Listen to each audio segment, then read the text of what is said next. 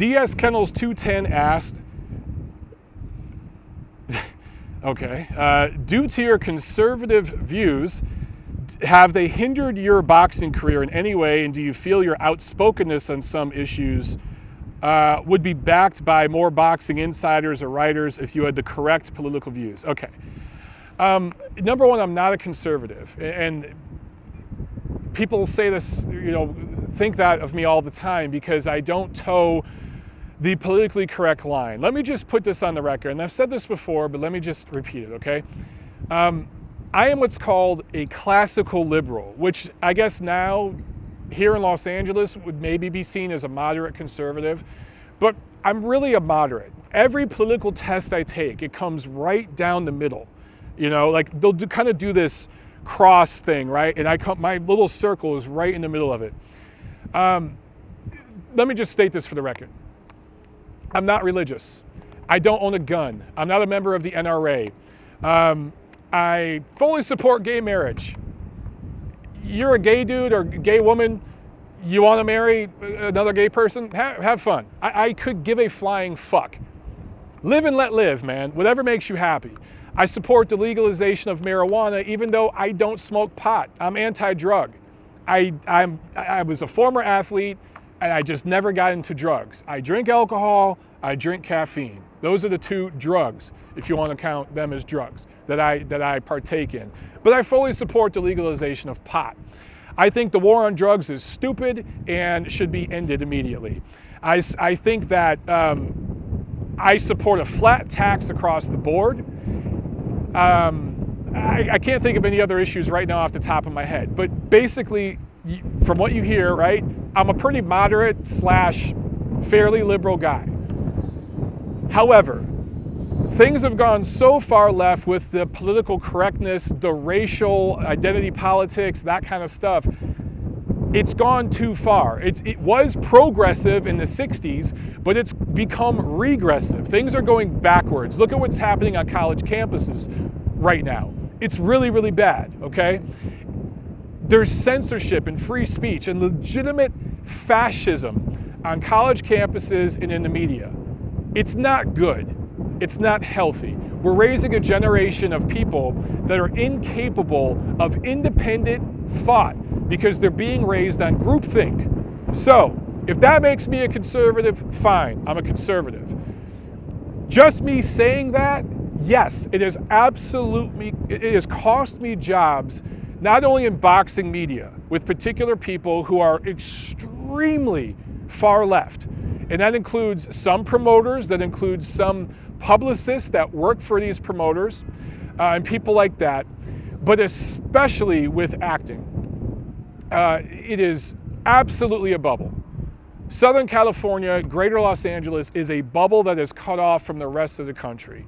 And LA runs the media way more than New York these days. It was in New York decades ago, and I understand there's still a massive presence because New York is still the biggest market in America. But TV, television commercials, media in general is run out of LA. Social media right up the coast in San Francisco, which is LA Junior, right?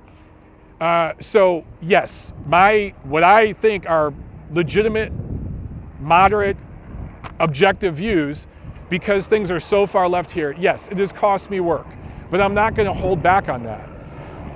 I can't treat people differently because they have two different skin colors. I'm not going to have lowered expectations for this person because they come from a different part of the world than that person. I'm going to judge them and look at them equally. That's just how I am. And that has become a conservative position in modern America. It is insane, but that's how it is, man. John Newman asked me, what are you going to miss the most about LA? What are you most looking forward to about Atlanta? With LA, I'm going to miss my family out here, man. What I've come to realize, over the past month or so, as I've been saying goodbye to everybody. In fact, after the Golovkin-Martirosyan fight, this Saturday I went to my friend Albert Baker's house. Him and his wife work in media. She's a photographer, he's a writer. And there were several other media members who showed up, and we kind of had like a little barbecue, get together, drank some beers. So much fun. I'm going to miss those guys. I'm going to miss my family out here. you know, my LA boxing family. That's who I'm gonna miss. Atlanta, I'm most excited to have space and to be able to see where I can take my business as an entrepreneur and expand it. That's what I'm most excited for. And at some point, there's gonna be a house, there's gonna be a dog, maybe there's gonna be children with me and Tiffany. I'm excited for those possibilities. I'm most excited just about the possibilities, bro. Timmy Turner asks, is Bellew the biggest overachiever in boxing right now? Who would you like to see him fight next? Maybe Andre Ward. You know, I've thought about this, man. I don't think he's the biggest overachiever because Bellew actually has some skills. He does have some skills and craft as a boxer. As a heavyweight, he's shit. But against Andre Ward at a catchweight fight around 200 pounds, I think he's very competitive. I think he'd be competitive with the winner of the World Boxing Super Series. I don't think he wins either of those fights, but he'd be competitive. So I can't say he's really an overachiever in that regard because the guy did have some legitimate skills and talent. You know, would have been better served staying at cruiserweight, but I understand why he went to heavyweight, you know, to make the money. Joseph Ybarra asks, since I dabble in entertainment, do you know anybody with a sleazy Trump story? Bonus question, have you looked or inquired on the Atlanta boxing scene? I have heard some Trump stories, nothing I could say on the record. And I heard some Obama stories before, nothing I could say on the record. But more than any of that, bro, because I dabble in entertainment, and I have friends who are really high up in that business, who I'm not friends with them because of what they can give me, right? Like I know people who produce and direct top TV shows, like the most popular show on American television right now. I know some of the executives behind it, and we hang out. In fact, I'm gonna hang out with one guy next Wednesday, and we're gonna have some beers. He's one of the biggest directors in Hollywood. Never once have I been like, dude, can you get me on a show? But we just don't talk about it. He's just my boy. He likes boxing. He's a guy from back home. He grew up like I did, Italian dude. But I hear stories. I hear stories about a lot of the top A-lister people and how they got their start. And let me tell you something. This hashtag #MeToo shit, this, what's his name? This Weinstein guy, tip of the iceberg, pal. There is crazy, fucked up shit going on in Hollywood right now. It is the most corrupt, immoral industry on earth. And that is the biggest reason why I only dabble in it. To move up in this business, you have to fuck or snort your way to the top. And not always the heterosexual way, if you catch my drift. I've had opportunities to date certain women who were high up in the business that could have got me indoors, but they were in their 50s and not very attractive, and I'm just not built that way. I just couldn't do it. I've had opportunities where managers and agents and people like that who are gay dudes that have hit on me, and if I would have played ball and just showed them a little something, I could have gotten doors. You know, it's lucky those motherfuckers didn't get their teeth knocked down their throat asking me for that kind of shit. There's crazy shit going on in this business, bro. I've heard all kinds of stories that blow away any Trump story or Obama story you've ever heard, trust me. But I can't go on record with it, all right? Maybe one time over a beer, if we meet at a fight, I could tell you some of this shit. Believe me, it will blow your mind. Some of these people that you think are like America's sweethearts, some of these women, no. John Too Fine, as far as the boxing scene in Atlanta, there is none. But I'm going to try to change that. And I'm already talking to a few people, okay? John Too Fine asks, is Golden Boy Promotions cashing out on Joseph Diaz Jr.? Absolutely not, bro. They are fully confident he's going to beat Gary Russell Jr., and guess what? So am I. He's going to beat Gary Russell Jr. and take that title. And by the way, have you seen the commercial that they play ad nauseum during every Golden Boy Promotions on the ESPN fight with Canelo that features Joseph Diaz Jr.? They absolutely haven't cashed out, bro. They got big things planned for that kid. He also asked John Too Fine, why are some border states ignored when it comes to hosting fights? Cali and Texas get fights, but it seems like Arizona and New Mexico seem to get no fights. especially considering some fighters reside in those states. The Benavidez brothers, Orlando Salido lives, I think, in Arizona, always, from Mexico. It comes down to venues. It comes down to dollars. Texas and California are the two biggest states, the two biggest markets, just as far as state-wise, in America. And there are huge, huge cities in both states. LA is one of the biggest markets on planet Earth, right? It's the biggest sports media market. Outside of New York in America. I was just going to say, like west of Texas, but wait a second. It's like the biggest outside of New York. And in terms of boxing, it's the biggest in North America. So obviously fights are going to come to LA, but they're also going to come to all the small towns in and around LA and even going up the coast, because when you have a market that big, you're not just going to put on fights in the big market, you're going to put them in the other markets around that supplement that big market. You can say the same thing for Texas. Dallas is huge in sports. Houston is huge, right? But you've also got Austin, you've got Corpus Christi, you've got, what am I forgetting? San Antonio, that's a big city. All around there, and you're going to get big cards there. In New Mexico, what is it? Albuquerque. And there have been some great fighters from there. Tapia, right, is from there.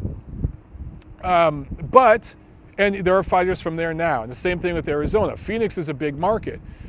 It just isn't an established boxing market yet.